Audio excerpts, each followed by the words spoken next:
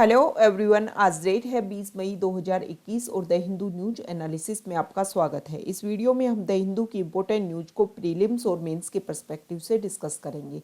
इस न्यूज़पेपर की पीडीएफ का लिंक नीचे डिस्क्रिप्शन में दिया हुआ है या फिर आप direct Telegram channel volcano IAS academy को सर्च करके वहां से भी पीडीएफ को डाउनलोड कर सकते हो। फर्स्ट न्यूज मैप बेस्ड, आज हम 2 स्टेट्स के बारे में डिस्कस करेंगे। सबसे पहले देखते हैं सुंडा स्ट्रेट के बारे में। सुंडा स्ट्रेट इंडोनेशिया कंट्री के 2 आइलैंड्स हैं। ईस्टर्न पार्ट पर जावा और वेस्टर्न पार्ट पर है सुमात्रा। इन 2 आइलैंड्स के बीच में एग्जिस्ट करती है। सुंडा स्ट्रेट सुंडा सी को इंडियन ओशन के साथ में कनेक्टिंग का काम करती है। स्ट्रेट आपको पता ही है, स्ट्रेट और इस्थमस में क्या अंतर होता है, ये आपको अच्छे से क्लियर होना चाहिए। आप नीचे कमेंट बॉक्स में बताएंगे कि स्ट्रेट और जो इस्थमस जो होती है उसमें क्या अंतर है, क्या डिफरेंस है। ये सुंडा स्ट्रेट के बारे में देखा। सुंडा स्ट्रेट का जो नाम है, जावा आइलैंड के वेस्टर्न पार्ट पर, हिस्ट्री के टाइम की अगर हम बात करें, एंशिएंट हिस्ट्री के टाइम की, तो जावा जो आइलैंड्स है उसके वेस्टर्न पार्ट पर सुंडा किंगडम का राज था। उसी के आधार पर इस स्टेट का नाम सुंडा नाम गिरा। नेक्स्ट स्टेट है state of Malacca. State of Malacca को अगर कनेक्टिंग की बात करें तो ये अंडमान सी को, अंडमान सी है और यहाँ पर साउथ चाइना सी है, इन दोनों को आपस में कनेक्टिंग का काम करती है। मतलब पैसिफिक ओशियन को इंडियन ओशियन से कनेक्टिंग का काम करती है। स्टेट ऑफ मलक्का के दोनों तरफ अगर हम देखें तो यहाँ पर नर्दर्न पार्ट पर थाईलैंड, मलेशिया और बिल्कुल सदर्न मोस्ट जो पॉइंट है वहाँ पर सिंगापुर जो कंट्री है वो एग्जिस्ट करते हैं।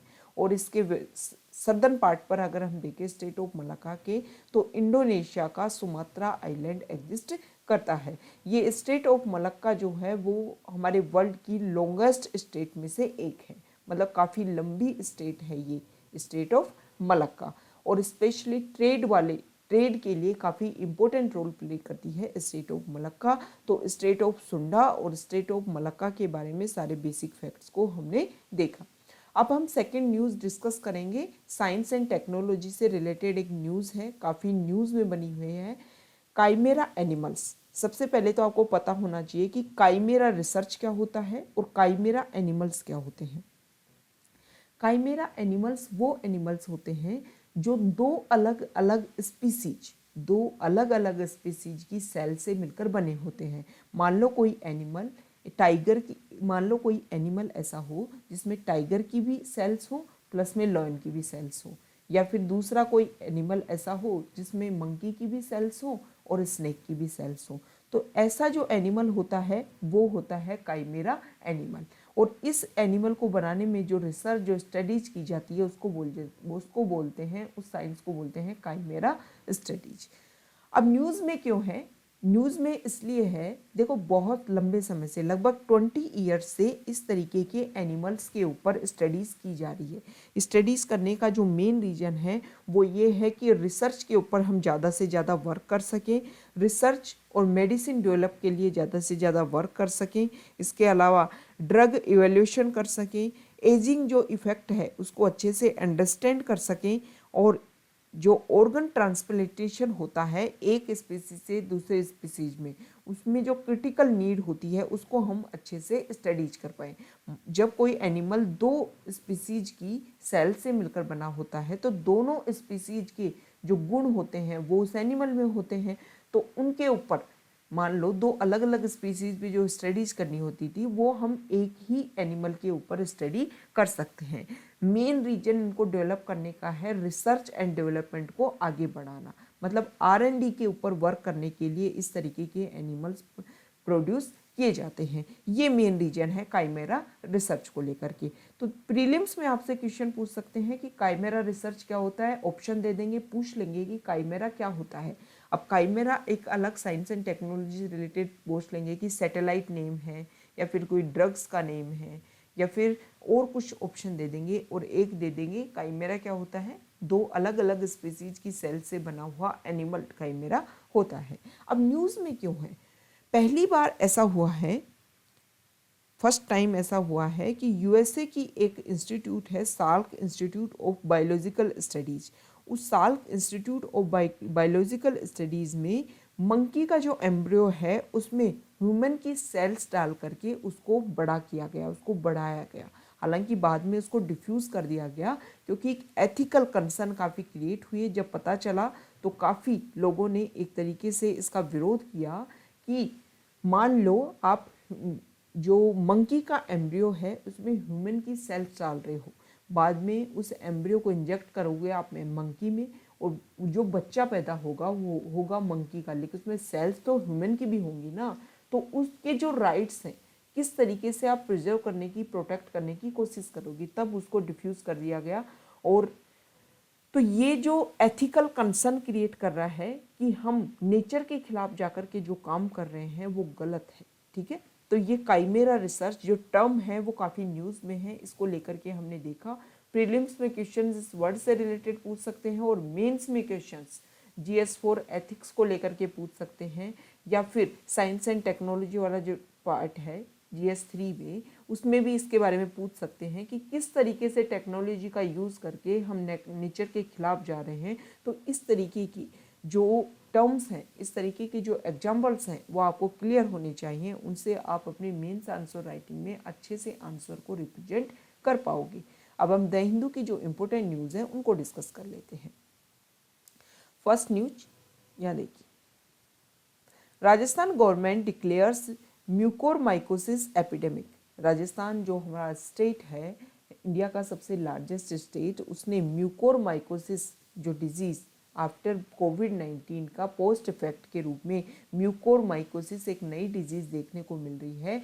इसमें जो रोगी जिनको बहुत ज़्यादा स्टेरॉइड दिया जा रहा है, जो बहुत ज़्यादा लंबे समय तक वेंटिलेटर पर बने हुए थे, उनमें एक नई डिजीज़ देखने को मिल रही है म्यूकोरमाइकोसिस। या फिर स्पेशली जो पेशेंट जो शुगर का पेशेंट था उनमें म्यूकोरमाइकोसिस कोविड होने के बाद में, प्लस में उसमें शुगर भी एक एज ए डिजीज़ थी, तो उनमें म्यूकोरमाइकोसिस ज़्यादा देखने को मिल रहा है। तो राजस्थान गवर्नमेंट ने इसको एपिडेमिक डिक्लेयर कर दिया है। Next news, covid affected should differ source by 3 months। Ministry ने रिकमेंडेशन दी है, हेल्थ मिनिस्ट्री ने बोला है कि अगर कोई पर्सन फर्स्ट डोज के बाद में कोविड-19 से इन्फेक्टेड हो जाता है तो उसको सेकेंड डोज लेने में कम से कम 3 महीने का एक डिफरेंशियल, एक अंतर रखना चाहिए। Next news, covid cases found in A third of villages UP. UP ने अपनी तरफ से स्टेटमेंट जारी किया है कि हाँ, हमारे जो यूपी स्टेट है उसके रूरल एरियाज़ में काफ़ी केसेस देखने को मिल रहे हैं कोविड के। लेकिन यूपी ने, उत्तर प्रदेश जो गवर्नमेंट है, उन्होंने अपने स्टेटमेंट में ये भी बोला कि हमारे यूपी में 89,512 विलेजेस, जिसमें से 28,742 जो विलेजेस हैं वहाँ पर पॉजिटिव केसेज हैं। मतलब इतने विलेजेस में से सिर्फ इतने विलेजेस, मतलब 32% जो विलेजेस हैं वहाँ पर केसेज हैं, और 68% जो विलेजेस हैं वहाँ पर कोविड-19 का कोई केस नहीं है। और कोशिश की जा रही है कि उन विलेजेस को सेफ रखा जाए, वहाँ पर कोविड-19 के पॉजिटिव केसेज ना पहुँच पाए। Next news, scrap new privacy policy centre tells WhatsApp.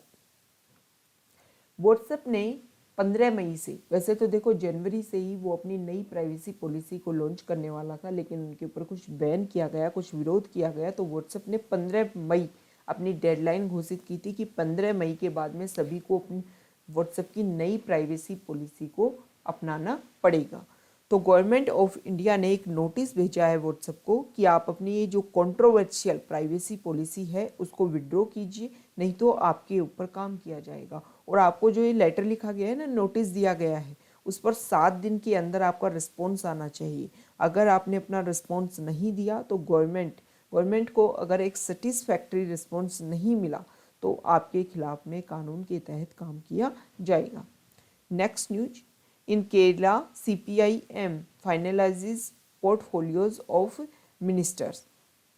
देखो, केरला में अभी लेजिस्लेटिव असेंबली के इलेक्शन हुए थे, तो वहाँ के जो काउंसिल ऑफ मिनिस्टर्स के नाम हैं वो सजेस्ट किए जा रहे हैं। तो सबसे ज़्यादा कंसर्न इसलिए क्रिएट हुआ है कि जो निपा वायरस और कोविड-19 पेंडेमिक के दौरान वहाँ की जो हेल्थ मिनिस्टर थी KK शैलजा, उनको हटा करके वीना जॉर्ज को हेल्थ मिनिस्ट्री दी गई है। तो इसी के लिए कंसर्न हो रहा था कि उन्होंने काफ़ी अच्छा काम किया था निपा वायरस और कोविड-19 पेंडेमिक के दौरान, दोबारा से हेल्थ मिनिस्ट्री उन्हीं को दी जानी चाहिए थी। लेकिन ये बोला जा रहा है कि रिस्पॉन्सिबिलिटी चेंज करती रहनी चाहिए।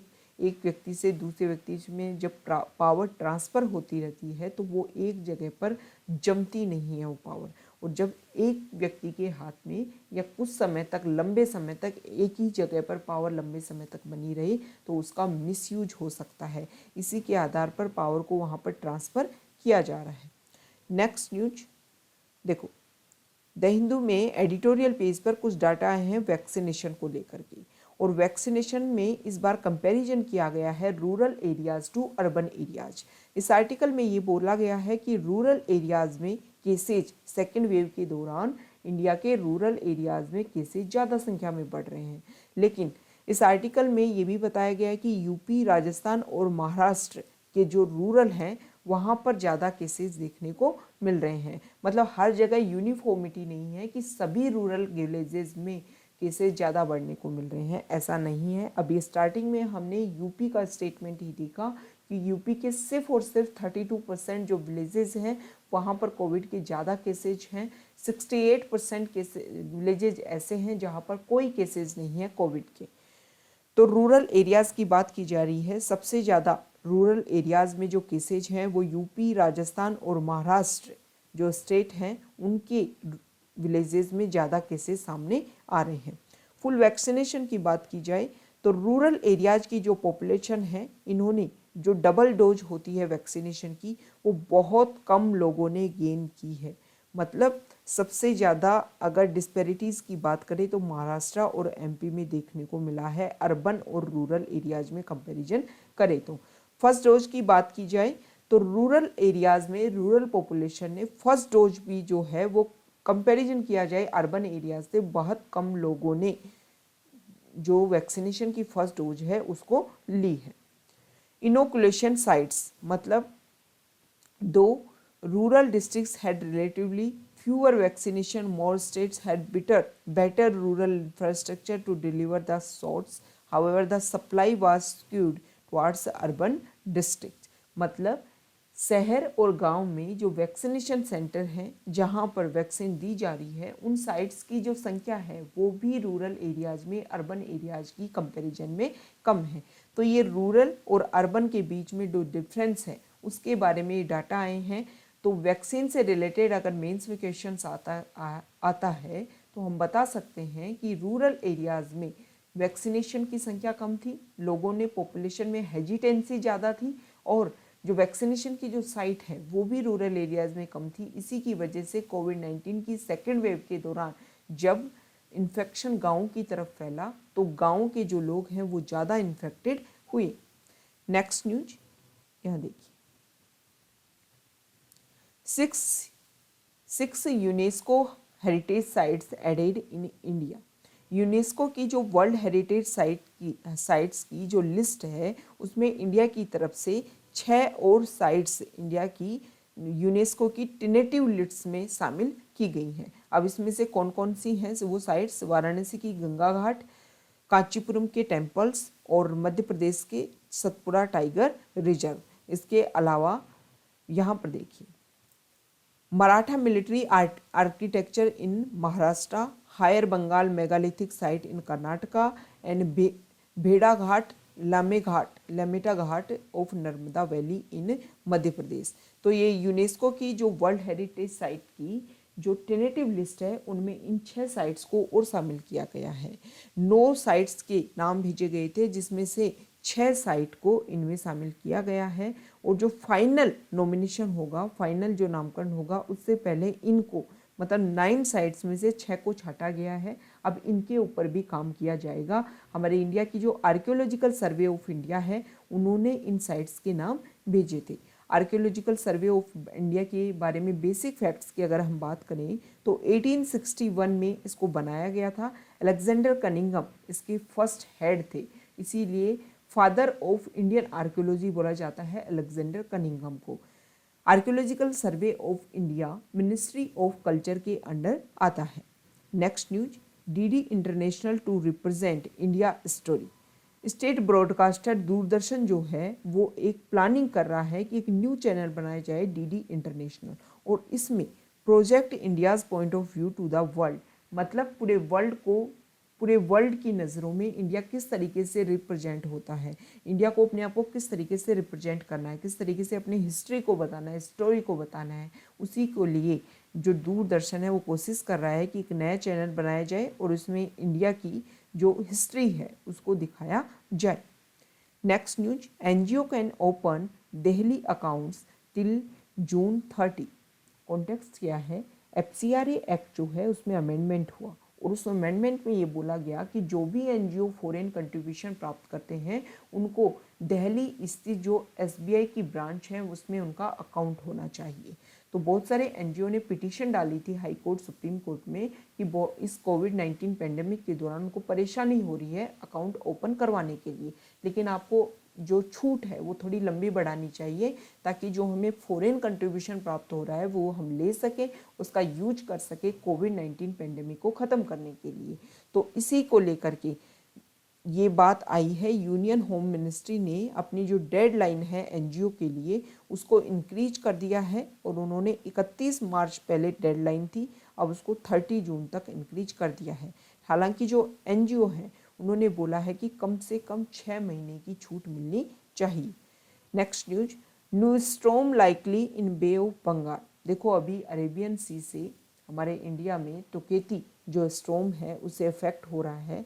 अभी पिछले 3-4 सालों में हमने देखा है कि बहुत सारे साइक्लोन हमारे इंडिया को कोस्टल एरिया जो है वो काफ़ी इससे इफेक्ट होता है। तो अब देखा जा रहा है कि बे ऑफ बंगाल में भी लो प्रेशर क्रिएट हो रहा है जिससे हो सकता है कि नया स्टॉर्म क्रिएट हो। Next news, PM cares fund must disclose details of covid care. Supreme court में एक पिटीशन डाली गई और इसमें ये बोला गया कि जो पीएम केयर्स फंड है, prime minister citizen assistance and relief in emergency situation, उसके बारे में उसमें जो भी मनी आया और उस मनी को कहाँ अलोकेट किया गया कोविड-19 केयर को लेकर के, उसके बारे में डिस्क्लोज होना चाहिए, सबको पता चलना चाहिए, मतलब किस मैकेनिज्म के तहत आप किसके पैसे को अलोकेट कर रहे हो और किस तरीके से आप उसको मॉनिटर कर रहे हो। इसके लेकर के पिटीशन डाली गई थी और इसी को लेकर के बोला गया है। पीएम केयर्स फंड की बात करें तो इसके हेड प्राइम मिनिस्टर होते हैं, इसके अलावा इसमें होम मिनिस्टर, हमारे जो फॉरेन मिनिस्टर, हमारे डिफेंस मिनिस्टर, वो सब कोई इसमें शामिल होते हैं। नेक्स्ट न्यूज, यहाँ देखिए, CBI books IFFCO chief ex IPL MD. CBI ने managing director and chief executive officer of Indian Farmers Fertilisers Cooperative Limited और इसके अलावा इंडियन पोटास लिमिटेड के जो मैनेजिंग डायरेक्टर हैं, इसके अलावा 8 अदर्स को गिरफ्तार किया है। उनके ऊपर आरोप लगे हैं कि उन्होंने फर्टिलाइजर्स और जो रॉ मटेरियल्स आते हैं उनको बहुत ही ज़्यादा हाईली रेट्स के ऊपर लिया है और फर्टिलाइजर्स को जो बेचा तो बहुत ज़्यादा पैसा उसमें लिया गया है, मतलब जो हमारे फार्मर्स हैं वो इससे काफ़ी ज़्यादा इफेक्ट हुए हैं। नेक्स्ट न्यूज, यहाँ देखिए,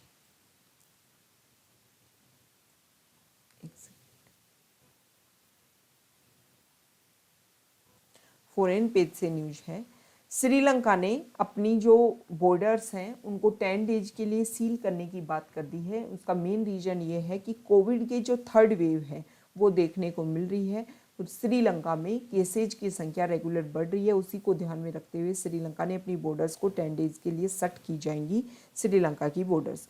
EU to reopen borders to fully vaccinated travellers.